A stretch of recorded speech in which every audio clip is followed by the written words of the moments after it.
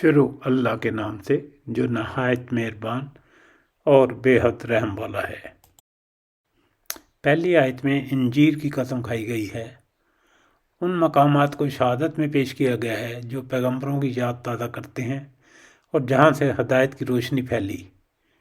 یہ کہ اللہ تعالیٰ نے انسان کو بہترین ساخت پر پیدا کیا ہے تاکہ وہ اپنے کو اس مقام بلند کا اہل ثابت کرے، مگر اس نے پستی کی راہ اختیار کی، اس لیے اللہ تعالیٰ نے اسے انتہائی پستی کے گڑھے میں پھینک دیا۔ البتہ جن لوگوں نے اپنے کو مقام بلند کا اہل ثابت کیا وہ اپنے مقصد میں کامیاب ہوئے، ان کے لیے دائمی اجر کا وعدہ ہے۔ انسانوں کے دو متضاد طرز عمل کا انجام یکساں کیسے ہو سکتا ہے؟ عقل اور فطرت دونوں کی گواہی یہ ہے کہ اللہ تمام حاکموں سے بڑھ کر حاکم ہے، پھر وہ انصاف کیوں کر نہیں کرے گا؟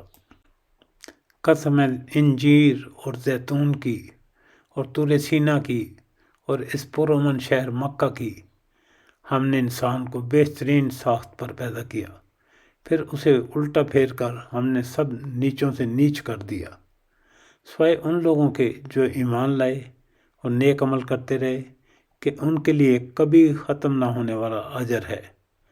بس اے نبی صلی اللہ علیہ وسلم، اس کے بعد کون جزا و سزا کے معاملہ میں تم کو جھٹلا سکتا ہے؟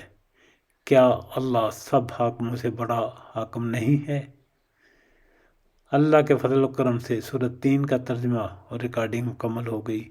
شکر الحمدللہ رب العالمین۔